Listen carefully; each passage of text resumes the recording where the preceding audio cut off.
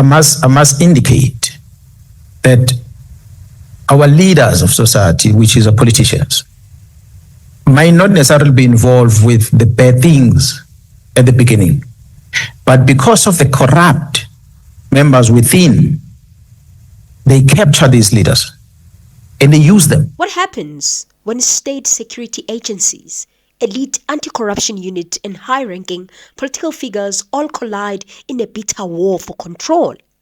The Madlanga Commission of Inquiry was established to investigate police governance and corruption, but every passing testimony reveals something far more alarming: a web of political interference that stretches across parties, ministries, and oversight bodies.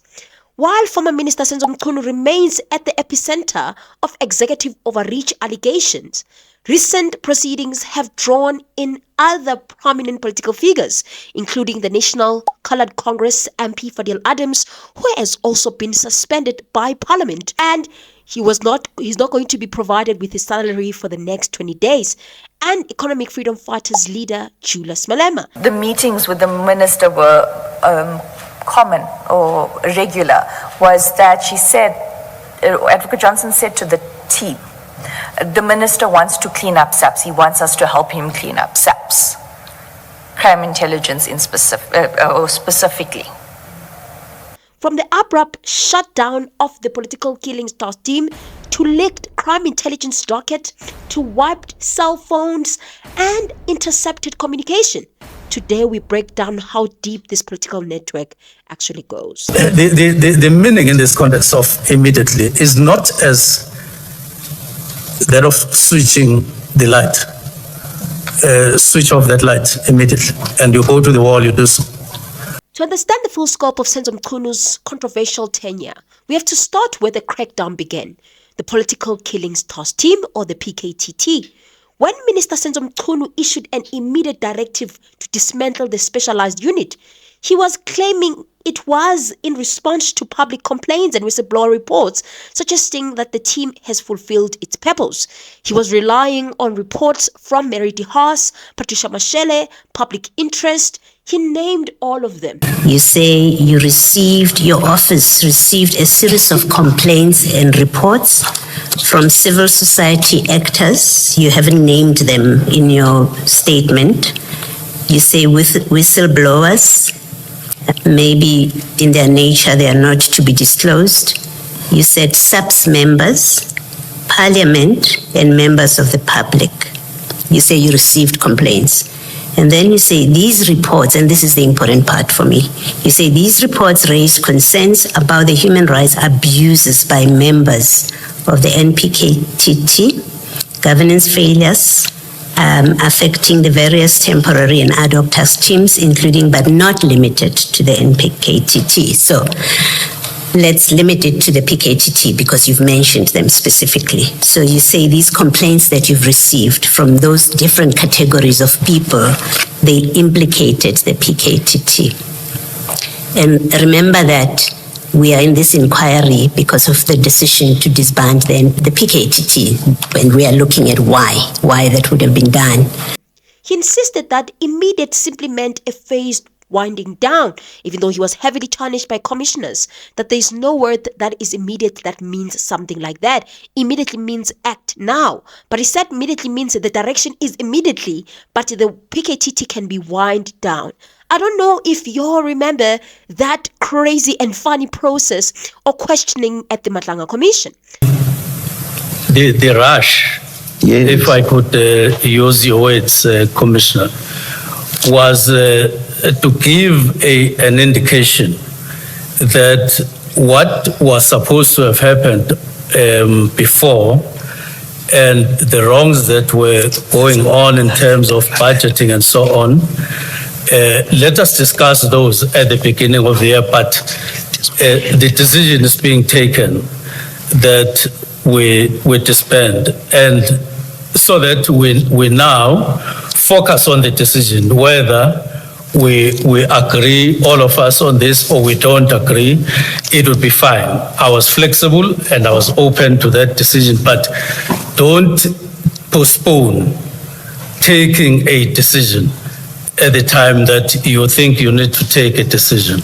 And I didn't see anything wrong in taking the decision, but open and flexible to whatever that could come after the engagements. However, one of the weird things about this disbandment of the PKTT is that it just happened in his own house. He was just walking around on the 31st of December 2024 and just decided to disband it, to disband the PKTT. He never included one of the most important people when it comes to police leadership, such as the National Police Commissioner, or on leave or suspended National Police Commissioner Fani Masemola, and Crime Intelligence Head Dumisani Khumalo, which I believe they should have been consulted before he actually took this decision. But he said that at that moment he had to take the decision and he was going to inform them later on, which is one of the big red flags regarding the disbandment of the PKTT. With politically motivated violence continuing to flare up during election cycle, the PKTT's role has been very vital. Furthermore, the task team has actively assisted the Madlanga Commission's own task team in executing high-profile arrests. Why shut down such a functional task force right when it was delivering results? And why do so right after the 6th of December operations, when they were about to clamp down organized crime, such as some of the big 5 members who are Vusumuzi Cat Matlala and Katiso Molefe? Secondly, Commissioner, when we see the disruption of the investigation of the Gauteng counterintelligence operations, we then begin to ask ourselves why this is happening. What is much talked about in the media that is not known is the arrest of General Khumalo. So we have this arrest. When this arrest happens, it literally means this project must stop. This investigation of this organized crime must stop immediately because the people are arrested. PKTT was only the beginning. Testimonies from General Gobel exposed how Minister Senzo Mchunu allegedly placed direct calls to investigators demanding real-time update on active dockets involving local councillors. I don't know if you remember that explosive that has left a lot of South Africans in shock, that the minister, why so much interest even with those particular dockets and active police investigations? My interaction with Minister Mchunu was over 2 specific aspects. The first one, which I will deal with now, is in relation to the murder of Councillor Mabida, who was a councillor in the municipality of Mandeni.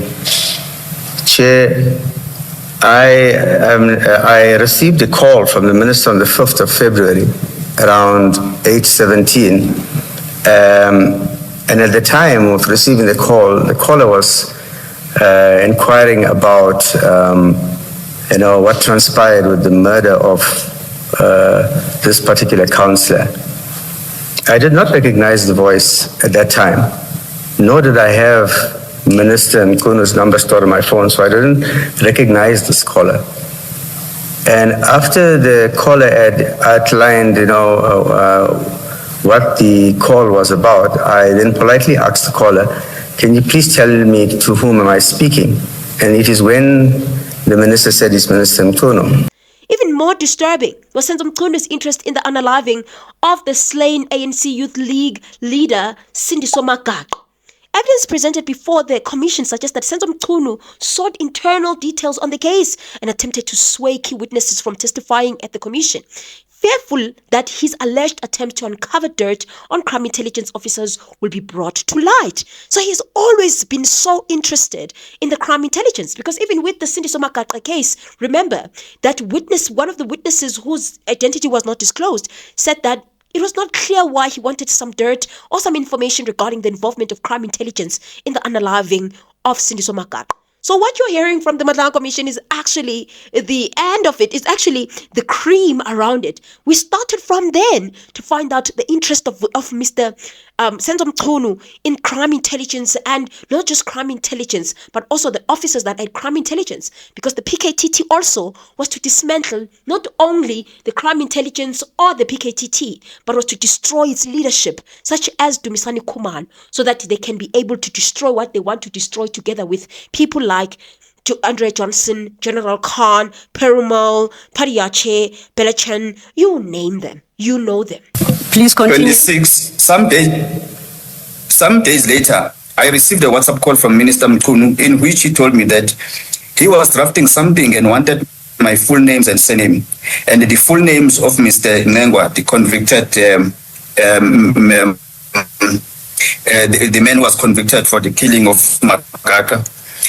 He further said to me that I have to go to the commission and testify about the unlicensed firearms and the vehicles that were purchased by the crime intelligence and were used in the assassination of Sindiso Makaka. I responded to the Minister Mchunu that I did not have a problem in testifying, but I cannot testify at the commission because the case is still ongoing. After this call, I phoned the IO and I informed him that the minister wants me to testify at the Madlanga Commission. The IO informed me that since the case is ongoing, I cannot testify about it at the commission. Therefore, if the commission wants me to testify, they should liaise with his office first. Then comes today's explosive testimony from the state advocate, Drushantha Ramsamy. Remember that name.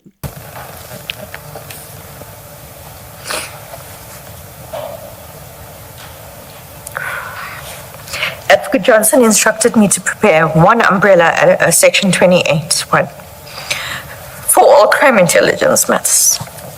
May I please have a moment? Let's adjourn.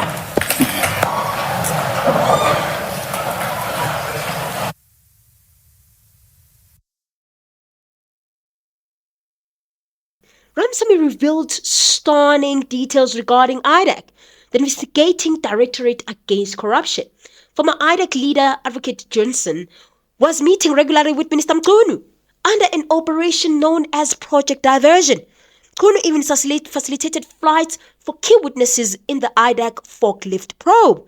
He was so interested, he did not even care about the repercussions of all of this involvement, because when MP Fadiel Adams opened cases regarding alleged docket interception, Mchunu didn't stay out of it. He routed those complaints through his chief of staff, Cedric Nkabinde, into IDAC. IDAC investigator, which is Perumal. Then the instruction was given to Perumal to get the Section 27 referral so that they can start with the investigation. Mr. Perumal informed me that the witness had been flown to the Eastern Cape by the Minister of Police, Minister Mchunu, in order for Mr. Perumal to consult with the witness. What was your understanding of this? Did you understand it to mean that Minister Mchunu had paid the airfare? If not, what was your understanding? My understanding is that all arrangements were made by Mr. Mchunu or Minister Mchunu for this witness to consult with Mr. Perumal in Eastern Cape. It's that she had gone to Minister Mchunu's house or residence for a meeting, and that she had left her cell phone with her protectors, and she was left waiting for Minister Mchunu in his residence, but in the presence of Mr. Nkabinde. And that Mr. Nkabinde had given her the heebie-jeebies. Made her feel uncomfortable. Yes, made her feel uncomfortable. But one of the craziest things that show this interference of Senzo Mchunu, because he doesn't cease to interfere, he loves interference, is how he requested Lieutenant General Jacobs, who is the one that had these dockets, to actually give him updates regarding the dockets. But it doesn't end there, because the investigator at the IP, which is Mr. Rabezu, is the one that actually went and took those dockets from General Jacobs. And now he was tasked to give those updates regularly to the minister. Instead of protecting institutional independence, IDAC was allegedly weaponized to target crime intelligence leaders. And it makes you ask yourself, how many other institutions is Senzo Mchunu actually interfering with? Because we see IDAC, we see SAPS. Has he interfered with the NPA? Has he interfered with the Hawks? And has he interfered with the IPED? Those are the questions that I ask myself. Because it looks like this position of him being the Minister of Police, he really used it very, very wisely to ensure that he uses his power as a politician to interfere with as many investigations as he can. Perumal told me that this witness was relevant for the procurement of the forklift by crime intelligence. At that stage, I was not aware that General Jacobs had informed Mr. Rabezu that the inspectorate had to update Mr. Mchunu or Minister Mchunu on Mr. Adams' complaint every 10 days. I mention this because it seems that Mr. Mchunu's involvement was more than just receiving updates from the Inspectorate on Mr. Adams' criminal complaints. If there was any doubt about direct political contact, remember Lieutenant General Nhlanhla Mkhwanazi's testimony regarding Germaine Prem's letter? I know you do. General Nhlanhla Mkhwanazi came with a Germaine Prem's letter. For the first time, there was evidence in that letter that linked Senzo Mchunu directly to the alleged cartel figure Rabezu Cat Matlala.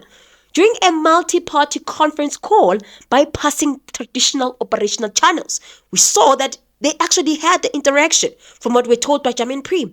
A lot of people, including myself, doubted Germaine Prem's letter. But after everything that keeps on being uncovered, the layers and the layers on top of the layers, do you think there's high chances that he was lying? I'm starting to think the other way, because it looks like all of the things that Germaine Prem told us in that letter at the ad hoc committee, they might be very much true. Of an affidavit that the minister brought before this committee, how it was obtained, and then the relationship, it seems, between himself and the minister, that seems to be in a way direct, not indirect as we presented, because all along we've been seeing Minister Mchunu as communicating with CAT via other people like Mkhwanazi and amongst others. As the Madlanga Commission approached, legal representative linked to Mchunu and IDAC allegedly attempted to pressure Matlala into testifying that he never met or spoken to Matlala. Back at the section, I asked him who those lawyers are, because I know Otis, and it was not him. It was also definitely not Nkwashu. He then told me that they are Senzo Mchunu's lawyers and that they asked him to sign a statement saying he doesn't know Mchunu.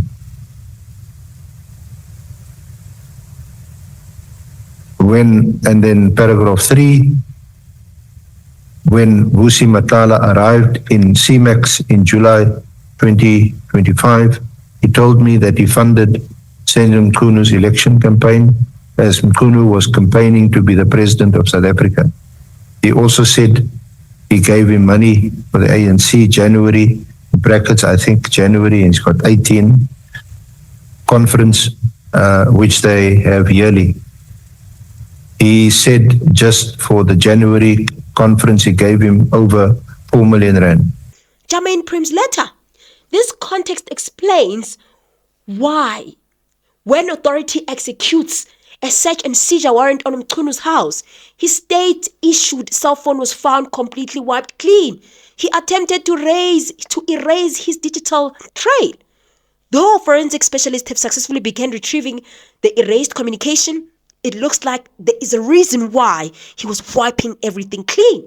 But as Lieutenant General Mkhwanazi said, you delete and we retrieve. But he doesn't accept that. He owns it. Yes, I understand. He typed the letter in his own iPad.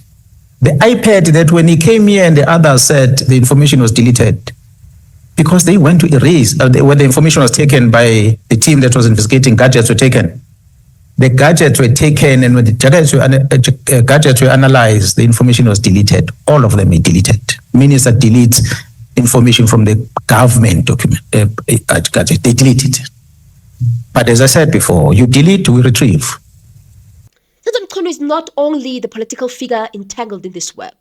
We also have other politicians, because it looks like these are the times, as I've even said on one of my videos, these are the times that are showing us how extensive is this thing that we call political interference. Just to give you guys a runaround and a reminder, we know that Fadiel Adams, who's the leader of the National Congress, National Coloured Congress, has found himself at the center of intense scrutiny at the Madlanga Commission. The Advocate Ramsamy's testimony presented evidence questioning how Fadiel Adams came into the possession of the classified crime intelligence dockets and documents. Adam had approached Minister Mchunu claiming docket interception was taking place. Mchunu's office forwarded Adams' statement to IDAC. That single referral became the catalyst for Project Diversion, which ultimately led to the investigation and arrest of senior crime intelligence officers, including Lieutenant General Nhlanhla. This raises critical questions. Was Fadiel Adams acting as a genuine whistleblower standing up against corruption, or was he being used as a political pawn by factions inside the IDAC and the ministry to dismantle crime intelligence from within? That's correct. And in fact, this letter, Michelle, speaks to the suspension of the leader or member of parliament for the National Coloured Congress. And it says that he is in contravention of the Code of Ethical Conduct, and essentially saying that he has breached items 5 sub 1E of the code, as well as 9 sub 1. And when you look at what those say, it essentially says and sets the standards of ethical conduct for members of parliament. And it stipulates there, or it says rather, that a member must maintain public confidence and trust in the integrity of Parliament, and thereby engender the respect and confidence that society needs to have in Parliament as a representative of the institution. And then when you look at 9 sub-rule 1, that goes on to say that a member must not bring Parliament into disrepute when using, engaging in, or communicating content on social media platforms. Then there is EFF leader Julius Malema, who also has been implicated in the Madlanga Commission, following the presentation of WhatsApp messages and wiretaps, including suspended crime intelligence official Major General Feroz Khan and Tobacco Executive Mohammed Saeed. The evidence presented before the commission sparked intense debate over potential communication between political figures and high police officers under investigation. Malema moved swiftly to address the allegation. During a media brief, he confirmed knowing General Khan and admitted to contacting Mo Saeed to inquire about Khan after hearing reports that Khan had been shot. However, Malema strongly denied any wrongdoing or illicit influence, asserting that there is no evidence before the Madlanga Commission that ties the EFF to unlawful acts. Malema pushed back hard, accusing the Madlanga Commission on relying on tabloid speculations and warning against turning the inquiry into a weapon of propaganda. He called for all interim findings to be made public immediately to ensure complete transparency. Not